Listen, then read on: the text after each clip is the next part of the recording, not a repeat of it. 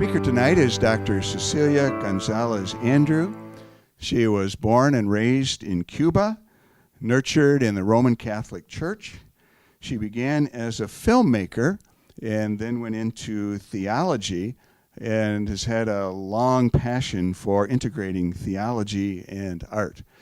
She attended the Graduate Theological Union in Berkeley, California, and got a double PhD in both art and religion and systematic theology. I think she was the first to do that, maybe in the world. I don't know, at least in GTU. That's an interesting combination. She is an associate professor of theological studies at Loyola Marymount University in Los Angeles. Among her many activities, she's a fellow of the Hispanic Theological Initiative at Princeton Theological Seminary. Her widely regarded book, Bridge to Wonder, Art as a Gospel of Beauty, came out in 2012 and is a pioneer work in the field of theological aesthetics. And if you want to know what that is, you can ask her during the question and answer time, because I'm not going to attempt it right now. But the thing about her book is that it not only includes some abstract theological and philosophical concepts, but I like the way that she takes actual pieces of art or liturgical experiences or artistic events and analyzes them from a theological perspective and an artistic perspective and really engages with the art. And it's kind of a model of what she's going to be doing tonight and will be doing tomorrow. She's probably the only theologian that I can think of right now who not only writes about art, but has actually inspired art. Tomorrow we will see a visual artist who was inspired to quote some of her words and produce art based on it. Also, a musical piece called Posada was inspired by one of the stories in the book. So it's a generative book. She does generative work. Cecilia is married, has 2 grown children. These are some of the sort of external facts, but who is she as a person? Who is Cecilia? Well, I've been privileged to get to know her a little bit through reading, through attending a conference in Grand Rapids where she was a keynote speaker, through our emails and getting to know her just today. It's a minor miracle of God's grace that she got here with the fog last night, and today there's a story there too. She happened to ride in with the wife of one of our committee members and got a ride through the fog, which she probably considers a major miracle that she actually got here when they couldn't see the road at about 1 o'clock in the morning last night.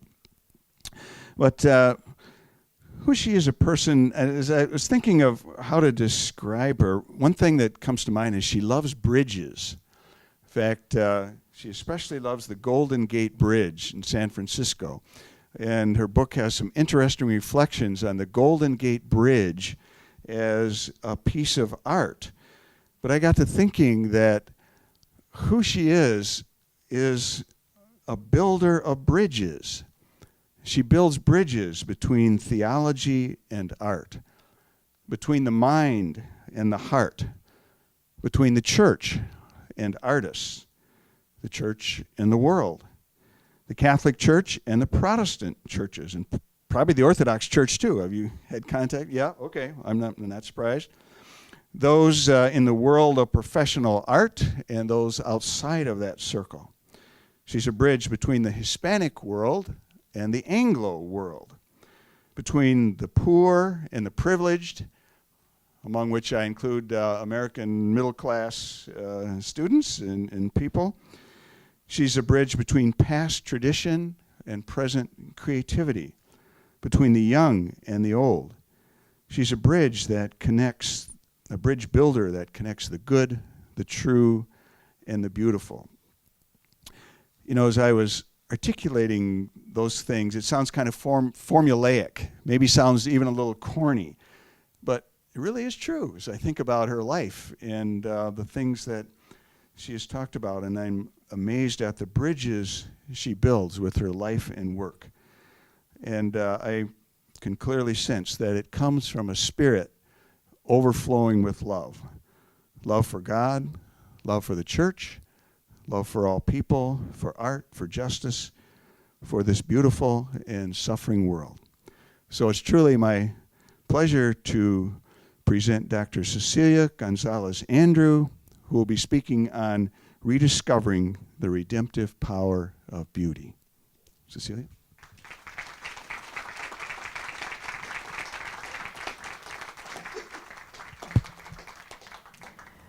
Well, thank you, Pastor Ed Larman, for inviting me to join you here at this beautiful University of Iowa.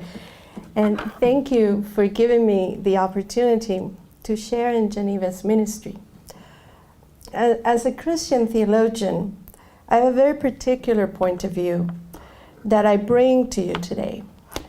And although my work straddles many disciplines, as Ed has said, from philosophy to art history to several strands of theologies, today in this public lecture, I come to you as a theologian. My favorite definition of the work of theology comes from the brilliant Peruvian theologian Gustavo Gutierrez, with whom I had a chance to spend some time at the University of Notre Dame. And he says, to do theology is to write a love letter to that God I believe in, to that community I belong to, and to that church of which I am a part. A love that is no stranger to what is perplexing, and even to what is bitter, but a love that is more than anything a source of profound joy. For my particular branch of Christian theology with a Latina flavor, theology is a task, a doing, which leads to connecting the amazing news that God so loved the world that he sent us his beloved Son to live among us, with the understanding that loving this triune God with our whole being is the final purpose of our lives, a purpose which issues forth into our world in the building of God's kingdom, in a practice of justice, because the kingdom is inbreaking all the time and all around us. The university, our universities, as centers of thought, critical reflection, and action, can be, must be, places where those of us who are friends of Jesus must join all people of goodwill to develop the skills to move the mountains of institutions, economies, political systems, and powers towards God's vision. To do this, we need to engage our very best thinking and creativity. And then we need to insert ourselves squarely into the world as the place where all of this happens, now, right here, beginning with us. To do this, we need to keep each other company, fill each other with strength for the journey, and nurture in each other the desire for God. That desire is what transforms the world. I look forward to getting to know your community this evening and at our event with some generous makers of beauty, our guest artists, tomorrow morning. And I hope everyone's going to come back for that. Thank you for generously hosting a Latina Roman Catholic theologian to dialogue with you so that together we can do some kingdom building. Muchísimas gracias. Now, because what I do depends completely on God's grace, I want to begin with a prayer. This is a very old Roman Catholic prayer. Come, Holy Spirit, fill the hearts of your faithful, and kindle in them the fire of your love. Send forth your Spirit, and they shall be created, and you will renew the face of the earth. The question that you have asked me to explore tonight is one of those we call a really big question. A question so legendary that it begins with the oft-quoted statement from Fyodor Dostoyevsky's character Prince Myshkin, "Beauty will save the world." This affirmation, which Dostoyevsky does not elaborate, has captured the imagination of some of the greatest minds in the 20th century. Two of his explorers were Alexander Solzhenitsyn and Pope John Paul II. Solzhenitsyn explored it in his lecture for the Nobel Prize in Literature.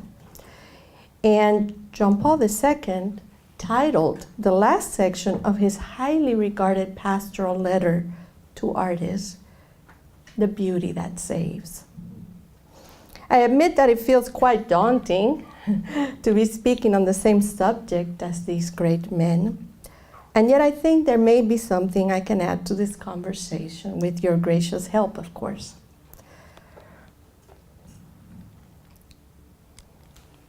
Can beauty save the world? If you've seen the lovely poster for today, which was created by Catherine Damisch, here of the Geneva team, you've probably been attracted and then intrigued by the painting that's in the background. Now, one of my cardinal rules is that art must be met on its own terms. And in order to do this, I'm going to put us through a little bit of a process right now. In a minute, I'm going to ask you to close your eyes as I prepare to put this painting up on our screen.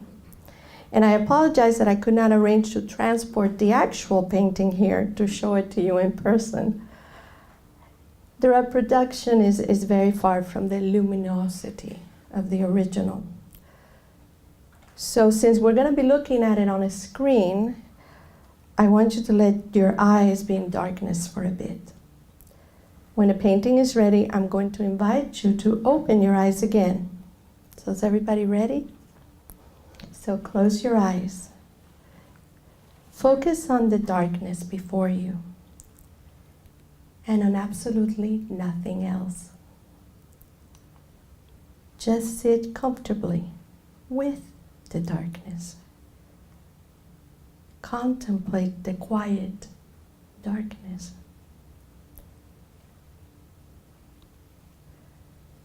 Now very slowly open your eyes.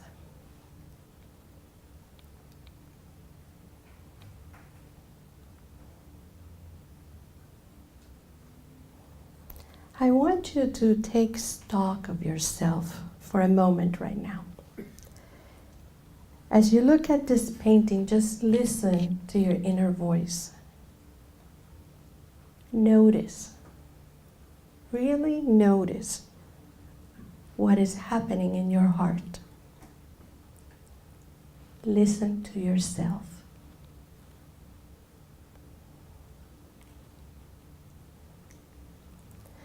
This beautiful painting is called Distance and is a recent work by Chicago artist Sergio Gomez. Now let me pose a few questions to you. And don't worry, they're easy questions. I can't give you a quiz on theological aesthetics yet, because we just started. And what I want you to do is, if you agree with what I am saying, wave your hand up like this. And if you don't agree, don't wave your hand up. Okay? Easy. Yes? No. Everybody ready? Okay, now I want you to keep your eyes fixed on the painting. How many of you feel angry as you look at this painting? How many of you feel peace as you look at it? How many of you right now think that making something like this painting is a complete waste of time? How many of you feel great gratitude for a work like this? How many of you might be inclined to go outside and look at trees with more care and to be surprised at their uniqueness after seeing this painting? I was noticing your trees today, falling in love with all of them. How many of you might become more conscious of the earth beneath you as you contemplate the mysterious depth underneath the tree in the painting? How many of you long to see a golden sunset that feels like this one? How many of you recall now some scenes of gardens and of trees or prairies, of forests, and how you felt there? Now, how many of you feel here in your depths that this painting is beautiful? Keep your hands up. Now look around, because I want you to see your kin, your brethren. People who up to a few moments ago may have been complete strangers to you, now share one love with you. The love of this one beautiful thing, distance, and the meanings and the insights that that love will generate.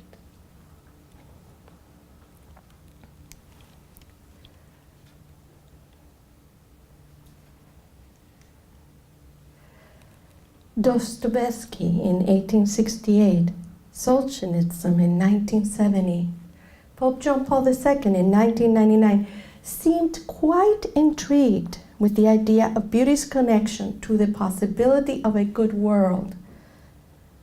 But in 3 different time periods and cultural contexts, none of them gave us much details on just what this connection might be.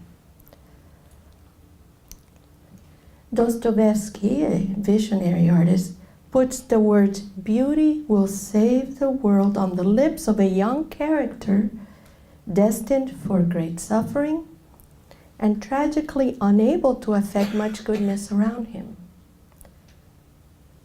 100 years later, Solzhenitsyn suggests in a small section of his speech that beauty may be able to survive the onslaught of brokenness and violence of the world in ways that neither truth or goodness can. And because of this, beauty may be humanity's only hope. In his case, through literature, to achieve some coherence in values and to understand the distant other. Years later, Pope John Paul II, as the new millennium was dawning, also gave us very little details about this elusive beauty that saves.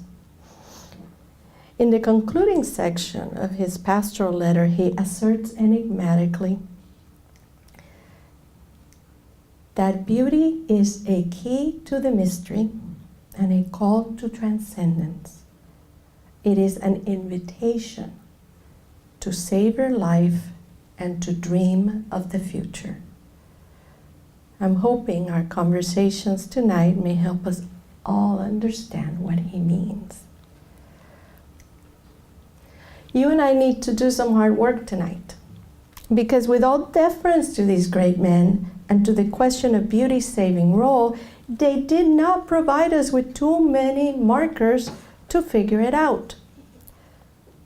And I actually understand their lack of precision. Their instinct is that there is an important thing here, but it is coupled with perplexity. My suggestion to you is that perhaps we could not even begin to answer this question until our time, until this unique moment, when different voices may be heard, not only males, but also females, not only European, but from other cultures, and not only taking into account the thoughts of the highly educated, but considering the experiences of the poor and marginal as well. Owing a debt to all who came before us, and with a keen eye to our context, maybe today we can venture further into the complexity of the question of beauty. Now, as we know, the question set before us, can beauty save the world? Let me turn it around and contextualize it for our time by suggesting that we rephrase it. And instead, I want to ask, is beauty saving the world? And if it is, if we in our multiple and diverse experiences can assert that it is, then can we tap into that experience to begin to notice how it is that beauty does this saving work? And let me add one more consideration as we reimagine our task here. My reason for asking the question of beauty's saving power and for reflecting on how it happens is not purely theoretical. As a theologian who understands her work to be to speak with and from the church, not just about it, I want us to learn as a human community the workings of beauty, because then we can extend, duplicate, advocate, foster, and involve ourselves in facilitating constant eruptions of beauty. Redemption happens in real time, and it needs our involvement. Now, let me complicate this a bit more by adding the theological to the aesthetic. In a Christian understanding, if we are today, right here and now, and in every generation that preceded us, the body of Christ, and if we believe our God is a living God, and if we affirm that the Holy Spirit has called us and continually calls us to life, then the question of is beauty saving the world implicates us, is about us, asks much of us. I suggest to you that for the Christian tradition, beauty cannot be an abstract concept, but an incarnated one. And those creatures who can enflesh this saving beauty are sitting right here and in every corner of our planet.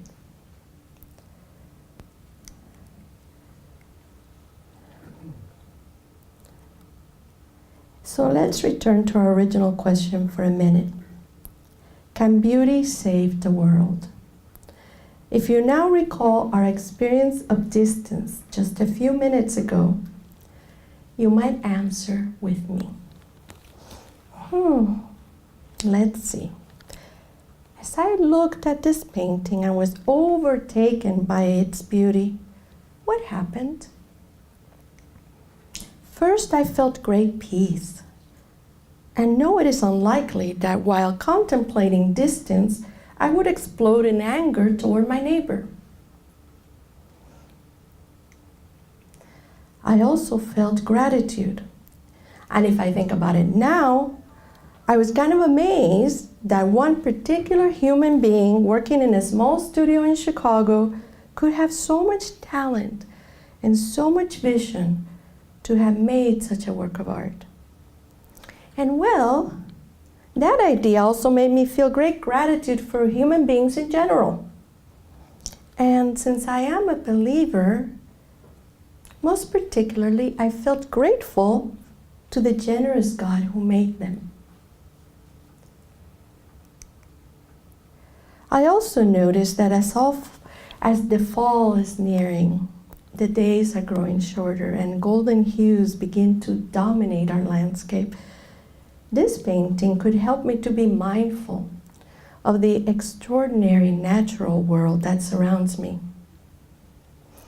I think I may notice trees more now, seeing their sculptural beauty.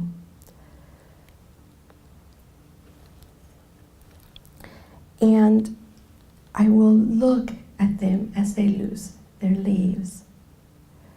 And now reflecting on it, I'm reminded of my stewardship over beautiful trees and the deep brown earth that holds them for us. And, oh yes, the lovely water that nourishes them and the crispy air that surrounds them.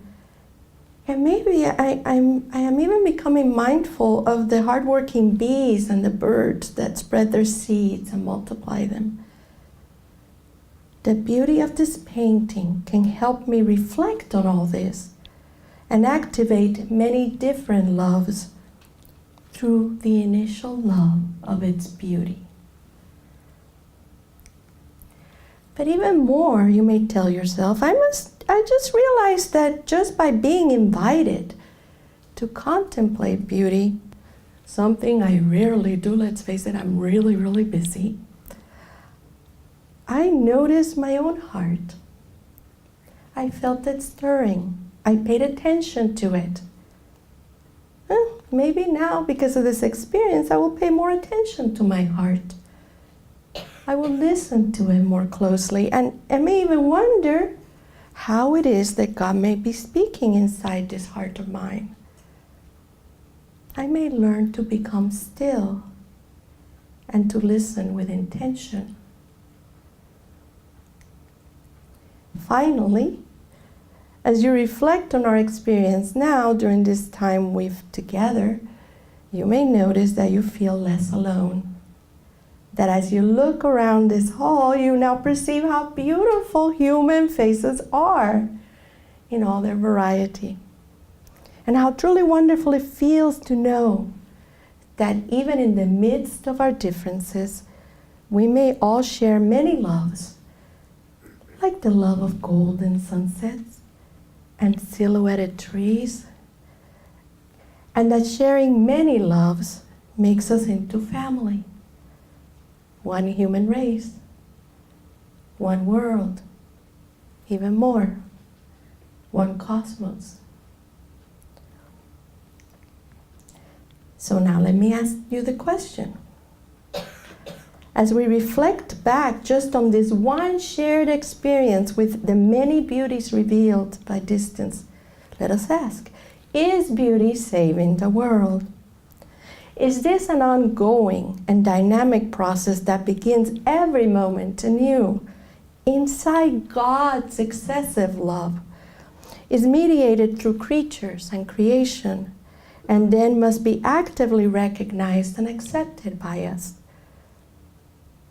The question isn't if beauty can do this saving, healing, restoring work. Clearly, as we have just experienced ourselves, beauty can. It is part of beauty being beauty to awaken us to the possible. No, the question about beauty's saving power is not on beauty, but on us. Will we seek, encounter, invite, recognize, and accept beauty and all the demands, difficult at times, which it may make on our hearts? So with all this in mind, let me repeat now my opening prayer. And if you feel so inclined, say it with me. It's an ancient invocation. Come, Holy Spirit, fill the hearts of your faithful and kindle in them the fire of your love. Send forth your Spirit, and they shall be created, and you will renew the face of the earth. As a theologian speaking from the bosom of the church, what becomes clear to me through the shared experience this prayer invokes is that the Holy Spirit is known in the Christian tradition as the source and breath of all that is beautiful. In this way, as we have felt through our own experience, beautiful things are pointers back to that Spirit of God, that far from being remotely immaterial, speaks in our very bodies and in all the beauty that covers the earth. Notice the words that connect to our senses in this prayer, which is really an entreaty, a longing expressed through pleading from us to our beloved. We ask to be filled. We ask to have our hearts set on fire. We know this is the essence of being created, newly created.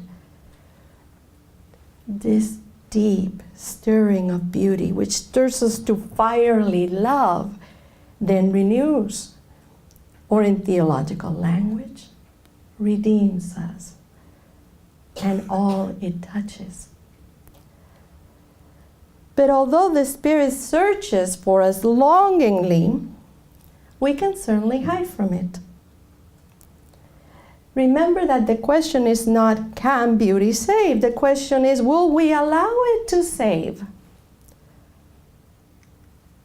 St. Augustine, that prolific 4th century North African bishop who so influenced all Christian thought, knew something about our propensity to run from God into everything that was not God, precisely by running away from beauty. In his very well-known reflection from his devastatingly personal theological journey into brokenness and redemption in the Confessions, he tells us, "Late have I loved you, beauty, so old and so new. Late have I loved you." Now, if we stop here, we might feel a great kingship with Augustine and feel the delight of his conversion as God's love finally reached him through beauty. But that's not the whole story. You see, Augustine's self-destructive, headlong run away from beauty and his encounter with it, which he records here, is far from definite or clear. As a matter of fact, what the rest of the text shows is that Augustine is struggling mightily with the same question that concerns us, and he's caught in a state where he has failed to resolve the question. He's a product of his time, his education, his experiences, his many prejudices. Augustine presents us with a struggle, and if we understand it, we are compelled to step back from the elation and certitude about beauty's redemptive power that we felt a few moments ago. His struggle helps us cast a sobering look at our history and at our own time. Augustine's text helps us unpack problems that the idea of beauty presents. So let me first quote Augustine's whole short text here, and then let me tease out the problems. Late have I loved you, beauty, so old and so new. Late have I loved you. And see, you were within and I was in the external world and sought you there. And in my unlovely state I plunged into those lovely created things which you made. You were with me and I was not with you. The lovely things kept me far from you, though if they did not have their existence in you, they had no existence at all. You called and cried out loud and shattered my deafness. You were radiant and resplendent. You put to flight my blindness. You were fragrant, and I drew in my breath and now pan after you. I tasted you and I feel but hunger and thirst for you. You touched me and I am set on fire to attain the peace which is yours. Augustine is wrestling visibly with a problem he seems unable to solve. We clearly see it in this line. The lovely things kept me far from you, though if they did not have their existence in you, they had no existence at all. What he calls lovely things, in his case, is apparently voracious appetite for women, for drink, for music, in his mind had kept him away from God. These are the very things that another deeply struggling theologian, by the name of Paul of Tarsus, the apostle to the Gentiles, called the things of this world, or of the flesh, or of the body. In both of these men, there is the paradoxical attitude of rejecting much of what is truly beautiful, wonderful, and enfleshed. They seem somewhat aware of the problem because even as they deny created things, they also try to be appreciative of God's creating of these very things. And in their case, also of people, because women, in their loveliness, appear as one of the most serious difficulties both of them face. Earlier I said that I believe that it has not been until our time, until the others who were not allowed to contribute to theological reflection could join this conversation, that the problem posed by beauty could be faced and perhaps resolved. I suggest to you, and believe me, I had this experience while I was studying philosophy in a room with a male professor and every single other student was a male, that it took women joining the conversation for us to begin to make our way out of the paradox posed by the longing for beauty as only spiritual, while simultaneously rejecting beauty as actual and physical. Can beauty save? Is beauty saving? Not if we run away from it and because we fear it. Those of us who for almost 2,000 years have been labeled as the fleshly, worldly temptations to be avoided are the ones who may have the answer. Those of us who were locked up inside monasteries, or that today continue to be forced to walk around veiled, so we may not make beauty in its earthly allure present. Those of us who cannot pretend that we are only disembodied intellects, since it is our bodies that must carry them in them the burdens of our continuation as a race.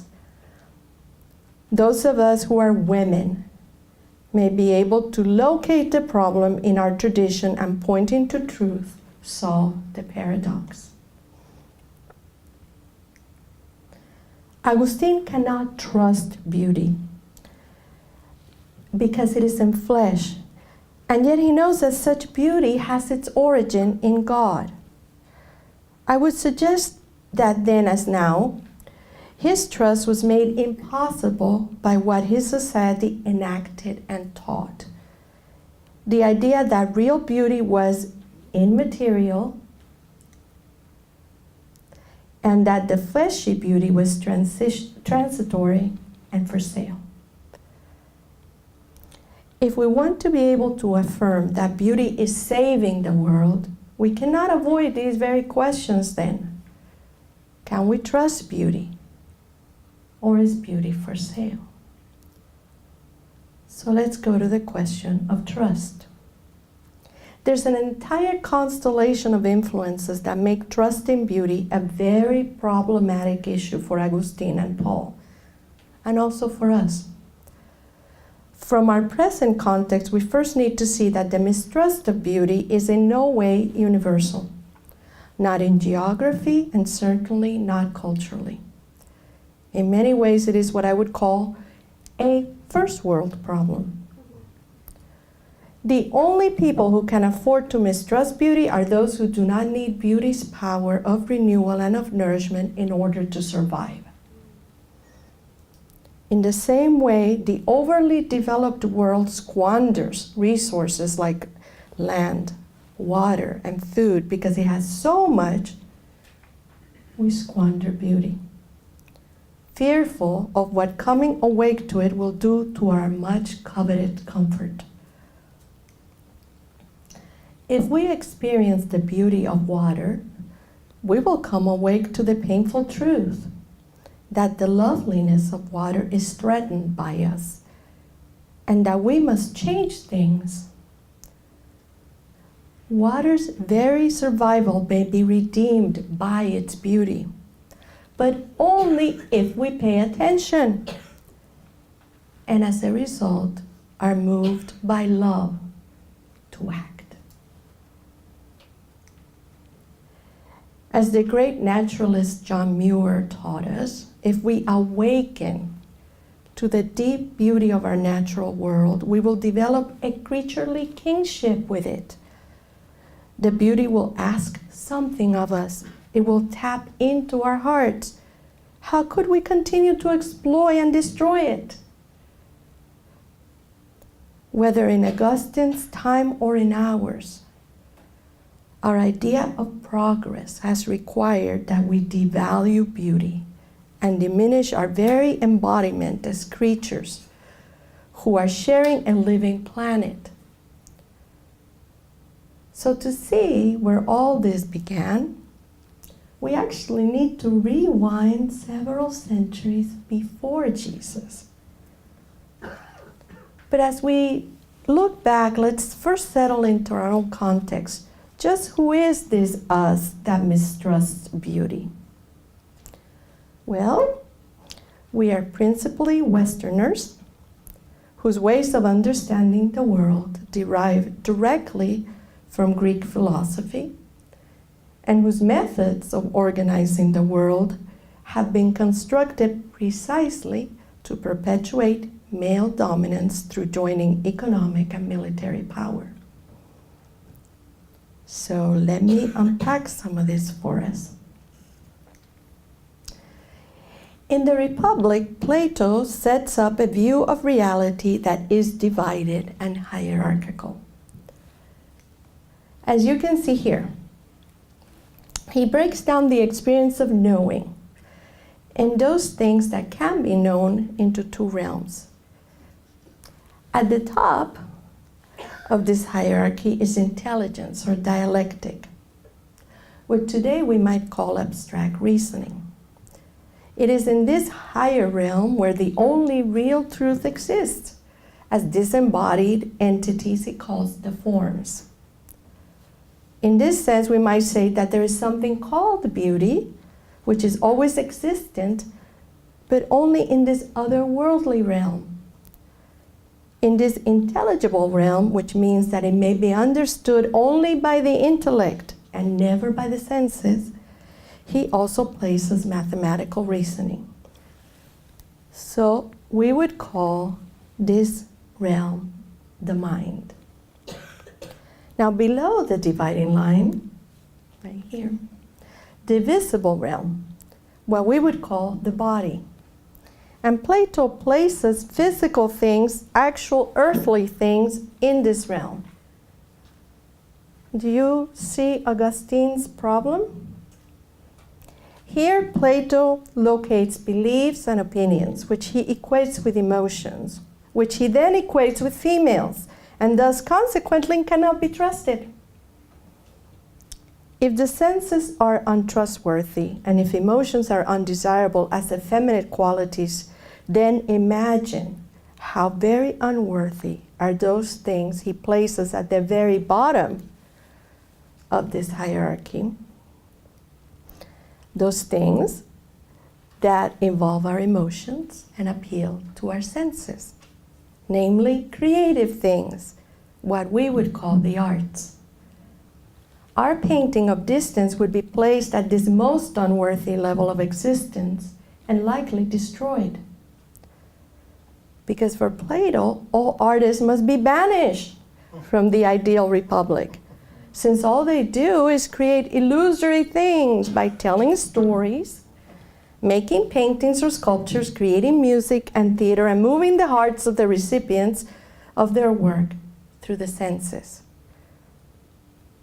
It's no coincidence that following Plato, the first thing totalitarian regimes always try to control are the arts.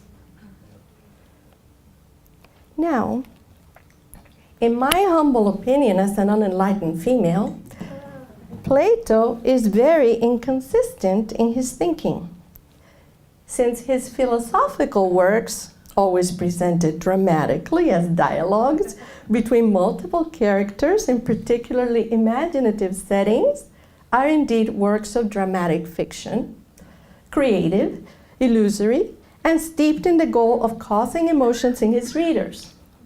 I think poor Plato might be banished from his own ideal state.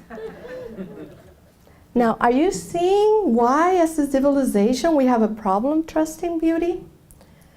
Plato tries to have his cake and to eat it too by telling us that a form called beauty exists in the high realms of the intellect, but at the same time that everything we see, taste, smell, hear, and feel as beautiful is not. It is debased, untrustworthy, manipulative of our senses, only illusions, only shadows. In this model, beauty is a disembodied concept, and beautiful things, well, they are mainly lies, and only for females, and only they care about them because they cause these things called emotions. Weeping, Plato tells us, is shameful and to be avoided at all costs by men, who in his world are the only creatures that matter. Today we know that as history went, the need of Christianity to survive and thrive in the Greco-Roman world made many early Christian thinkers adapt to many of the key ideas from Greek philosophy. As historian Justo González has carefully analyzed, this need of adaptation to Hellenistic thought was often disastrous for Christianity. The resulting loss of the ways that Jesus and his friends saw and ordered the world was staggering and tragic. In recovering beauty, my friends, and giving it its proper central place, we are restoring the wholeness of experience of Judaism, which never saw the human being as divided, and who understood God as, in the words of the great Martin Buber, wholly other and yet closer to me than my own eye. This was Jesus' world, and of course this was the world of the early Christians. If Plato recoils with horror at the idea of weeping, the Gospel of John provides the shortest verse in Scripture to tell us a deep truth about Jesus. Jesus wept. If Plato thinks that storytelling and creativity are misleading to the masses, Jesus uses truly beautiful stories. Think of the story of the prodigal son or of the Good Samaritan to really move the hearts of his hearers to ethical action, to living a life of goodness. If Plato devalues everything physical and sensorial as having nothing to do with true knowing, Jesus uses the physical, this is my body, and the sensorial, drink this in memory of me, to give himself to us in the deepest form of knowing there is in the communion of our whole self with his whole self.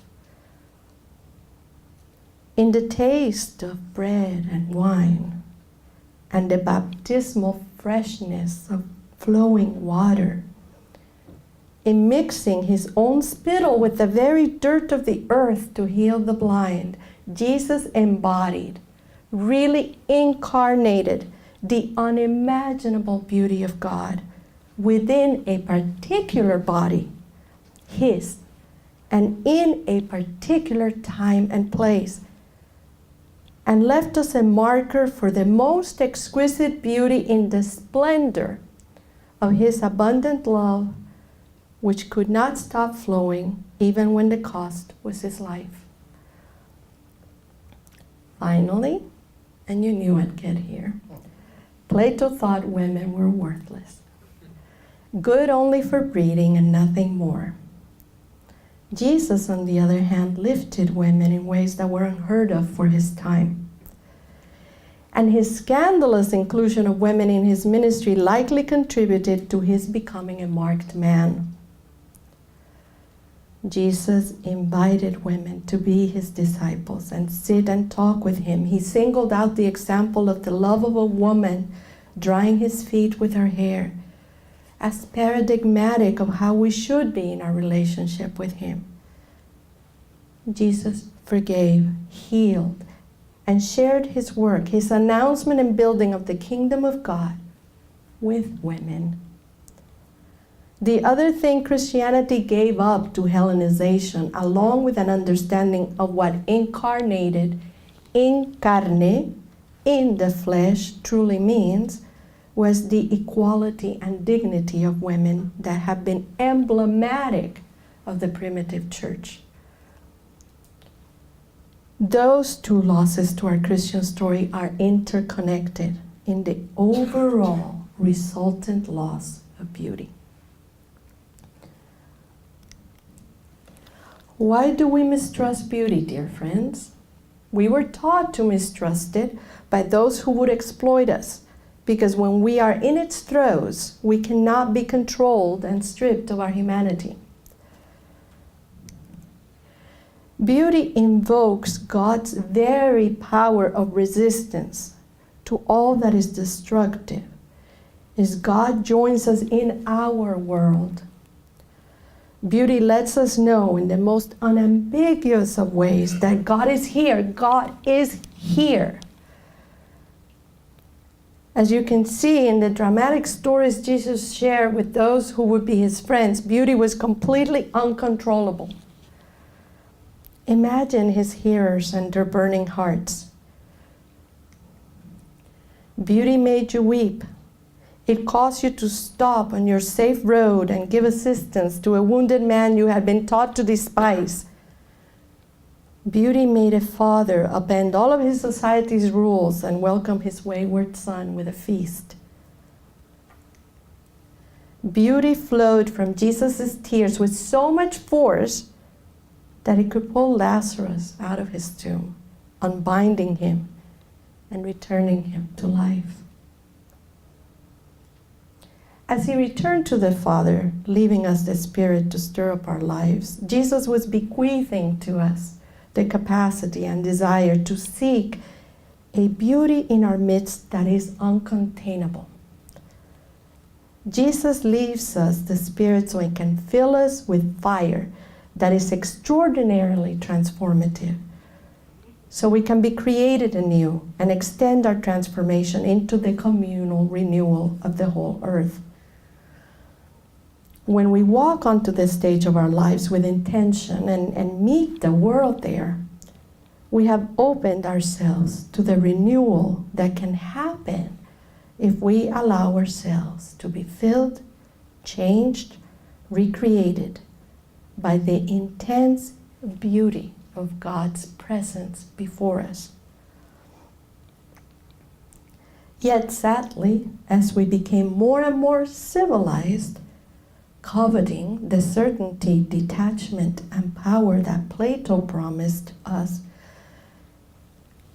that told us that we would get perfect political systems only if we fenced beauty in. And this takes me to our final question then: is beauty for sale? Our present-day mistrust of beauty in the affluent world of excesses is very much a result of our intentional devaluing of our humanity and of creation in the name of progress. Progress and the profits it promises has a ravenous appetite for commodities and power, which require us to neglect the body with its beauty and its wounds, to silence our emotions with their stirrings full of questions, and to put behind walls of unknowing anything that could move us to compassion or to mercy.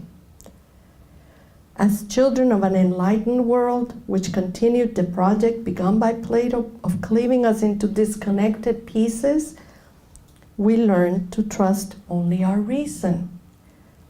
Our reason would tell us what we should value. Our reason would provide us with all the needed answers.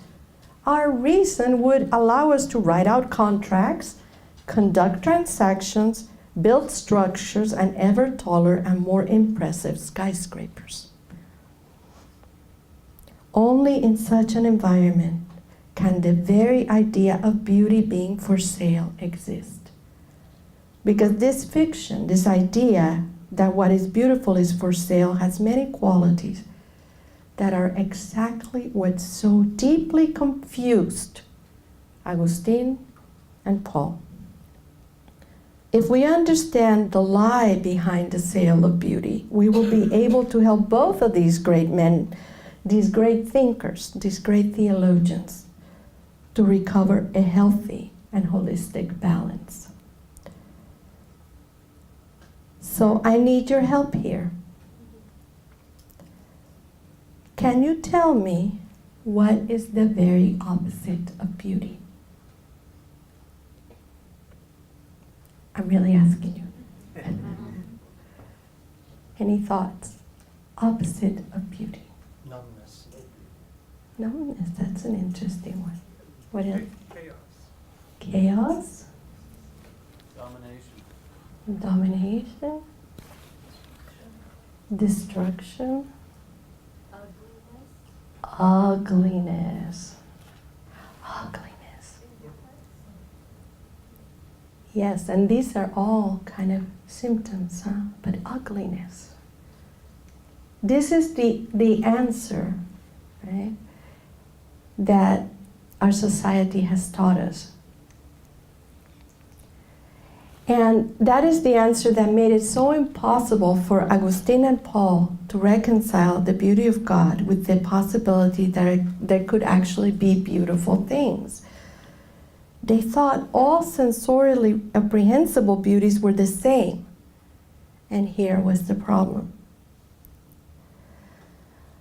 I want you to consider with me that in order to trust beauty and allow its redemptive power to work with us, we first need to know what it is. By removing it from the realm of the physical and sensorial world and making it a disembodied spiritual ideal, we have essentially made it impossible for our human community to actually recognize it. So to help us recognize it, let me suggest a very different answer to the question of what is the opposite of beauty. It's not ugliness. You see, ugliness is very clear, very stark, and in many cases it can actually do the work of redemption by pointing us to beauty's radical absence. In the same way our heart breaks and longs for our beloved when he's far away, when we cannot see or feel him, the painful absence of beauty made manifest by ugliness can move us to action. This is actually a work done by one of my students. The ugliness of a child soldier. The total loss of beauty set in a beautiful setting. In the Song of Songs, the bride goes in search of her beloved. His absence, sending her out into the streets of Jerusalem, proclaiming her love of him. She needed him and searched for him because his absence was unbearable. Ugliness, the absence of beauty, can move us on our search and thus can harness transformative power. So what is the opposite of beauty then, you may ask? In our present day context, I think the answer is more obvious than it has ever been.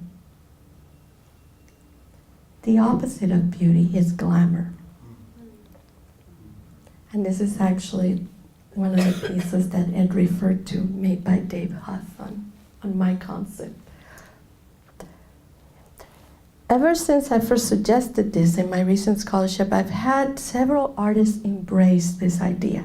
They've actually made art pieces to explore this possibility, and for me, this is the best kind of peer review I can possibly have.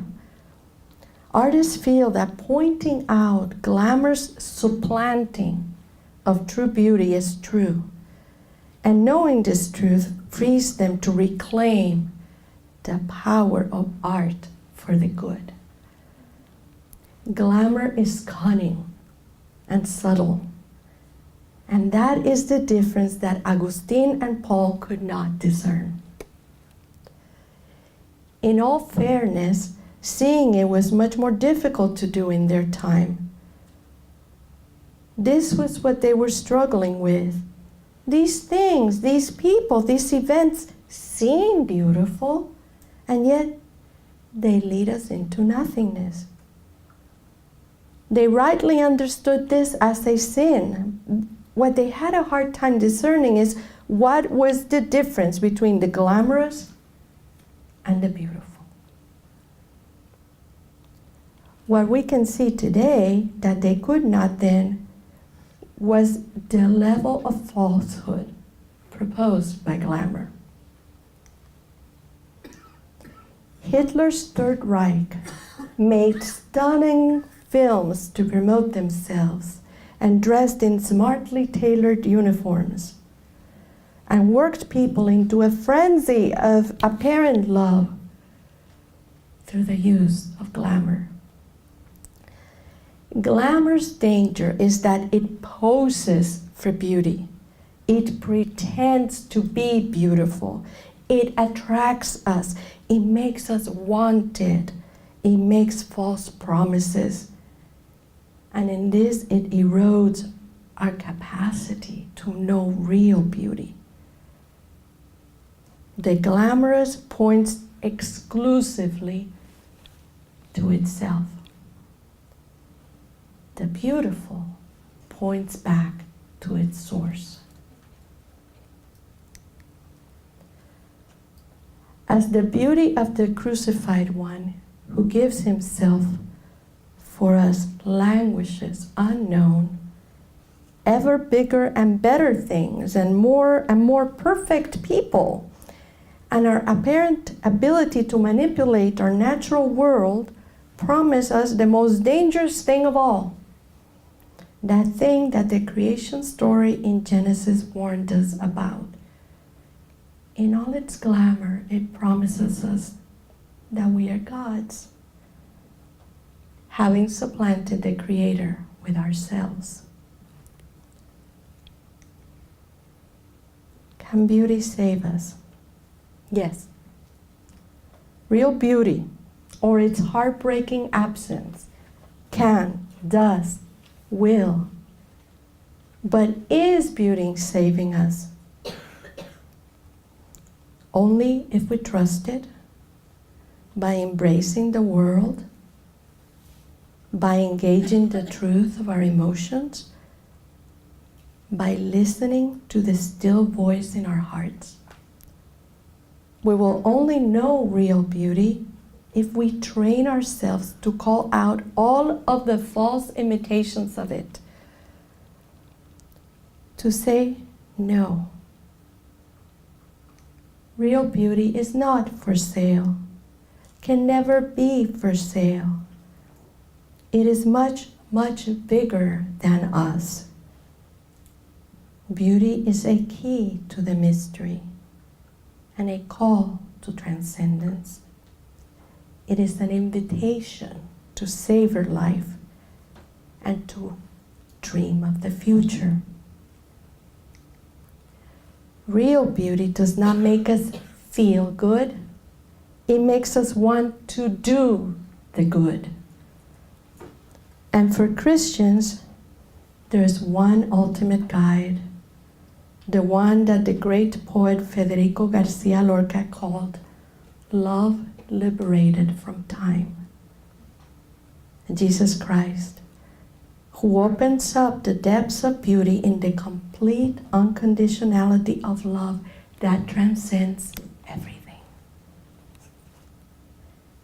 I wish for you many, many moments when the excess of beauty will break your heart, and as it opens, God's voice of love for you and for all will speak. Thank you.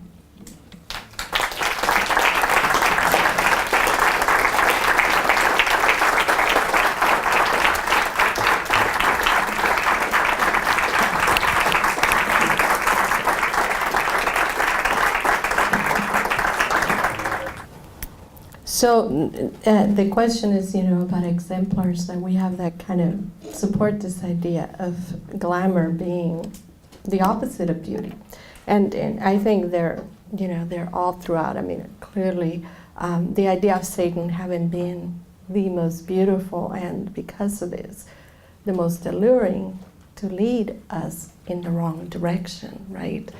The key to this distinction is precisely that glamour attracts us.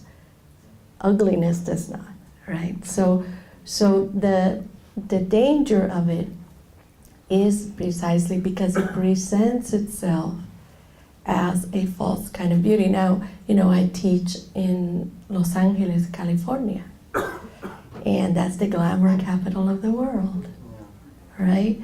And it's very difficult often for our students to be able to make their way through these kinds of questions because so much seems possible if you just get the right nose and have your lips just puffed up enough, and how about the right hair color, and how many times could you possibly go to the gym in one day? And on and on and on, and the level of pressure this places on young people to this flawed perfection, right? That really has nothing to do with the actual beauty of human beings in their variety. And so it's insidious. It just keeps asking for more and for more, and it promises us we're going to get it if we just spend a little more money and a little fancier car and a little this and a little that. And so for me, the importance of us becoming attuned to it is precisely because it's ravenous, and it's what drives a consumer culture, and what commodifies and makes things into objects. So absolutely. I'm just thinking about the passage in Isaiah which says of Jesus that he had no beauty that we would desire him, and I wonder if you could comment on that and how that fits with what you're saying. That is. Repeat the question. Yes, so in Isaiah, right, and in the that whole sequence of the suffering servant, this whole idea that he had no beauty that we would desire him, and actually that he was despised, and that's then predicated onto Jesus later, as we look back at the Hebrew tradition, and the thing I think that Christianity really holds the key to this question precisely because of this.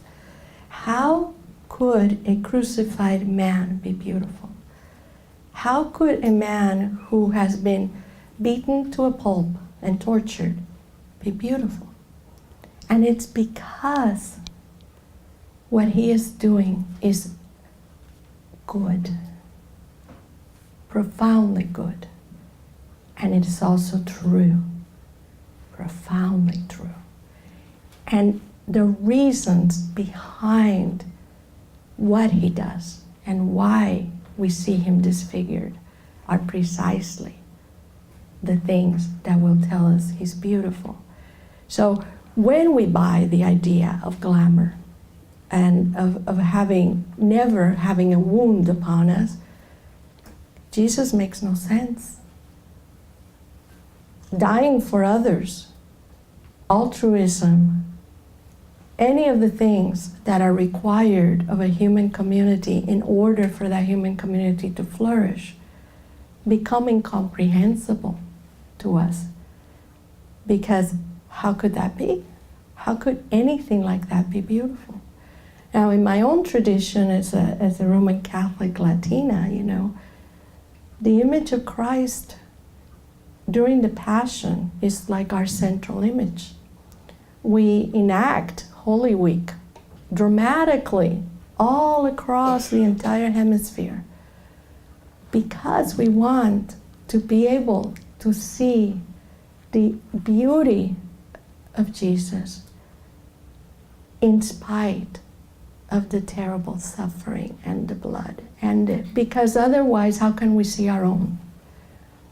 When you have people whose entire experience is one of suffering, the worst thing that could happen to them would be to think, I am ugly. I cannot be redeemed. Yet Jesus is broken and ugly and wounded and beaten, and he's the most beautiful of all. And that takes that suffering community and lifts them, gives them dignity, because he's walking with them, he's one of them. So the question of beauty, I mean, the reason that I went into the whole research scholarship of theological aesthetics is because it's what can point us toward goodness and truth. Without it, we're just, in Spanish we have this phrase, estamos a la deriva. Okay? We're just like rudderless. But if beauty is calling to us, then it's pointing us toward truth and towards goodness. And I tell my students, they have a really hard time with all this, and then not with the idea of beauty, they have a hard time with the idea of goodness and of truth. And in that, Solzhenitsyn is absolutely right. Goodness and truth have not been able to withstand.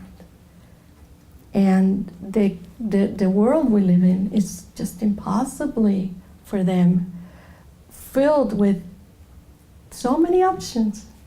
Isn't it all just relative? And then they say, well, how can we decide? And I say, look at it to see if it's beautiful. And for us in Southern California, a very easy one, I say, when you go down to Tijuana and you see a mom on the sidewalk holding a child begging, is that beautiful? And they say, no. Is beauty absent from that? Absolutely. Then it's not good, and then it's not true. You see? And at that moment they get it. I understand now there are some things that I have to take a stand against. I have to not do. It's not all the same. And that's a really difficult thing for us to say today. That there are some places and some ways that we need to stand. And it's a necessity. Otherwise, there's no tomorrow for us. There's no earth, there's no water, there's no us. So we need to take stands. And beauty helps point us in that direction. First, thanks for, I really appreciate your talk. It sort of awakened me to this important topic, which I was really ignorant of. I guess I was more platonic than I thought I was. I wanted to ask you about this culture specificity of beauty. You know, aesthetic standards can be culture specific. What may seem to be beautiful in one culture may not seem to be so beautiful in other cultures. And when certain aesthetic standards are imposed upon other cultures, it could be doing something that's very opposite to saving the world, right? So I was just wondering if you could speak more about this difference in terms of appreciating what's beautiful. So the different cultural standards, the question is different cultural standards of what's beautiful for one culture may not be for another. See, to me, that presents the most wonderful invitation to get to know each other. My students do a project called Beautiful Differences. And they purposefully have to go out and get to know a community that's totally unlike them. And then find out why this is beautiful to them. Tell me why this is beautiful to you. It provides an opening. It provides a way to get to know each other. I have an Asian theologian colleague who told me that there's an ancient saying that is, learn to love the other's love. And I think that's true, right? So absolutely, we cannot impose one standard of what will speak to our hearts. And that's I think, the key, right? For me, beauty is what beauty does. And if it's speaking to our hearts, it may be very baffling to somebody else who has no idea what this is about. So that's an invitation. Let us get to know each other. And I think in that, the United States is probably like one of the most amazing places where all this beauty sharing can happen. Where we can just be surprised and learn from each other about why this moves you. And I find that when we talk about these things, we get past so many of the other barriers, the political barriers, the ethnic barriers, the race barriers, the denominational barriers, etc. No, let's talk about this beautiful thing you love. Tell me about it.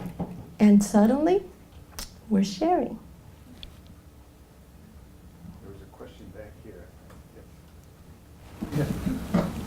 And I also thank you for bringing so many of these awakening thoughts. And there are a couple of things. Biblically speaking, we think of the fallen angel of Satan and him he's really a counterfeit. So as soon as you said, no, the opposite of beauty is glamour, my mind immediately kicked into all the biblical references of being the counterfeit. And a good counterfeit is closest to the original, or closest to the genuine.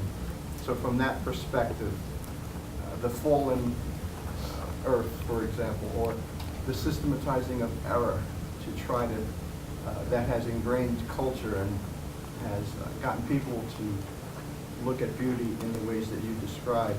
That's one thought that occurred. Second thought that occurred was, as it relates to the art. Maybe we should stop there so you can repeat it, or you got it down. I'm not sure that I'm too clear.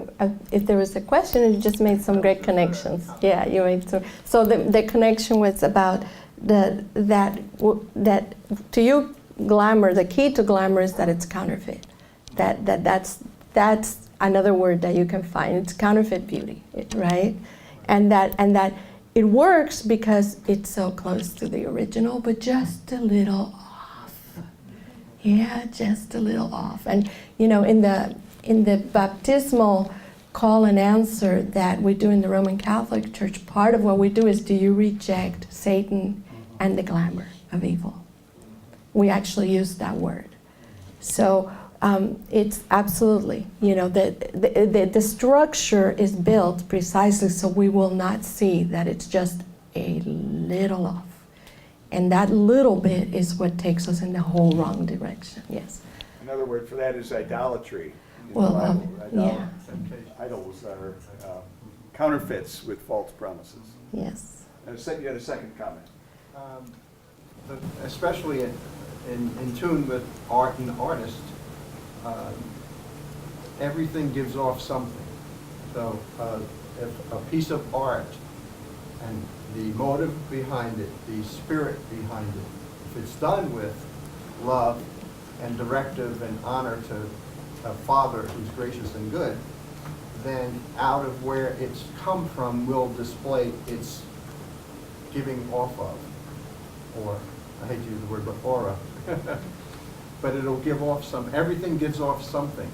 People could look at something and be upset and not know why. But there's a spiritual reason behind it. So that was just another comment that or an observation that I had.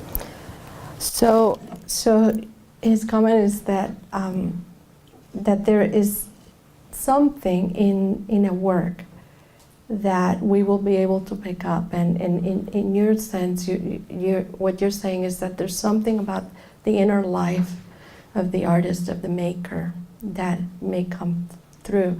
And in my own work, the way I refer to that, and in this I'm working with the thought of Alex Garcia Rivera, whose book A Wounded Innocence I recommend highly to you.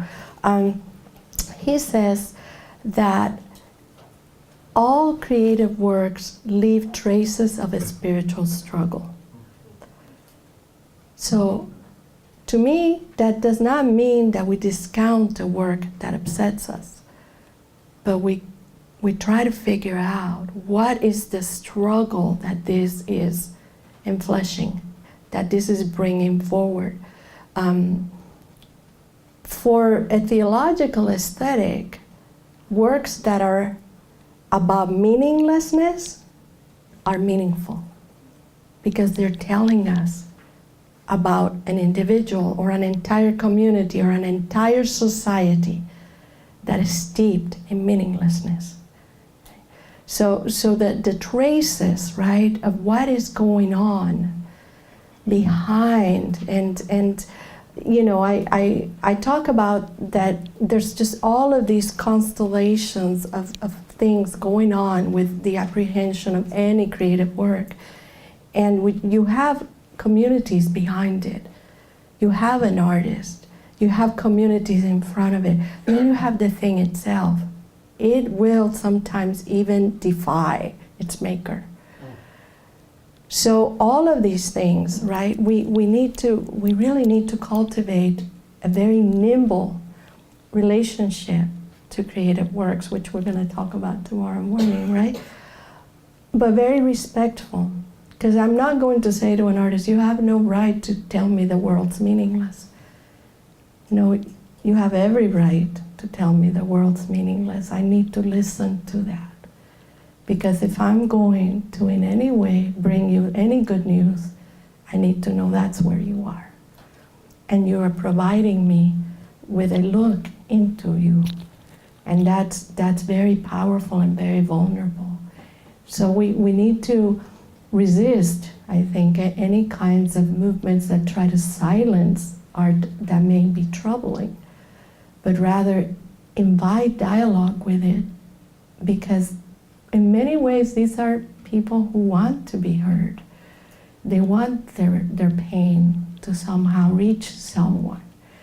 And so for a Christian understanding, that's the call of the wounded that we must go and help to bind.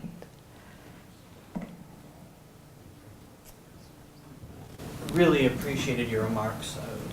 Really enjoyed it, and I thank you for being here tonight. Thank you. I have a question with respect to the division between the Hellenic and the Hebraic. And I wonder if you're perhaps drawing too sharp of a divide between the two ways of looking at the world. I'll just give two very quick examples. In Plato's Symposium, Socrates gives his teaching about beauty, but he says he got it from a woman named Diotima, a priestess. So he there's these references, and he was very indebted to the poet Sappho, her love poetry. So I think in some ways, given his circumstances, he was very forward-thinking. But then also, and this is maybe my deeper question, the Gospel of John, unlike the Synoptic Gospels, right, is a very Hellenic, very influenced by Greek thought, and yet is in the Bible. Jesus almost comes across as a philosopher at times. His first words of his public ministry in John, in Greek, "Tis Zeta, what are you searching for?" which he took from the philosophers, the search, the Zeta. So I wonder if, should we take the Gospel of John out of the Bible? Is it a corruption of the Hebraic way of looking at the world? Or is there more room for Hellenic ideas within Christianity? So the question is, is the Hellenic all bad and is the Hebraic all good? Or, do we have a much more complex mixing? And for me, the problem is mind-body dualism. Wherever we find it, whoever's doing it. Catholics do this all the time, just like, oh, we spiritualize everything. So at any point, when we start breaking down the wholeness of the human and of the created world, that's where we get in trouble. If, God knows, when I go to the Getty and see their antiquities, looking at those sculptures, you're like, the human being is awesome. So beautiful, right? So there's this celebration, right? But then you start thinking about it and you go, well, how many people do I actually know that look like that? And then you start realizing, well, we're looking at an ideal. And then does it become oppressive, right? So it's a very complicated relationship, right? That we have to all of these cultures and to our own. So the only thing I would say all the time, I say to my students, is just keep turning it around, keep looking at the other side, and exactly as you said, right? That it's not all of it's good, not all of it is bad. And I also, and of course this is very scriptural, look at the fruits. Does something give good fruit? And if it gives good fruit, then you probably, this is a good thing, let's keep that.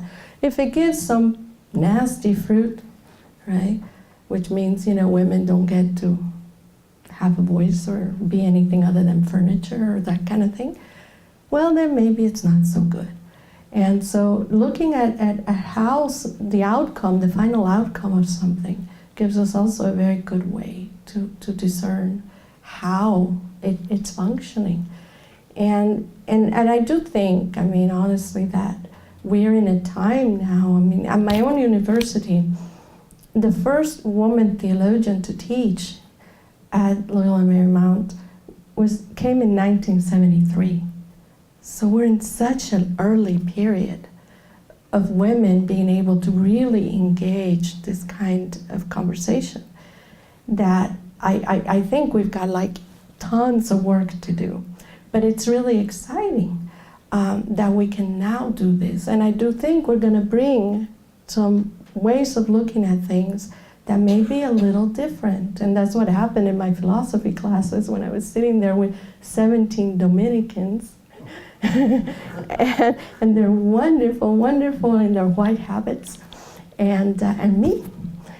And then at first, it was a difficult kind of thing. They were kind of suspicious. But then the more we talked, and the more we exchanged ideas, the more they were really welcoming. And so I think too, Ed referred to the whole idea of bridge building, right? The more we cross these, and just, let me look at your side, right? Let me look at your stuff. You come look at mine. Let me show you what this looks like. Let's just keep having this really exciting exchanges. We just get more. It gets more beautiful. And in aesthetics, this is key, right? You can't have something that you can actually not have a painting unless there's two different things in it, right? Otherwise, you have a blank canvas. So difference is always necessary. And I think it has fantastic potential for beauty if we embrace it as exciting. So I'm all for us having tons of conversations about how lovely Hellenism is.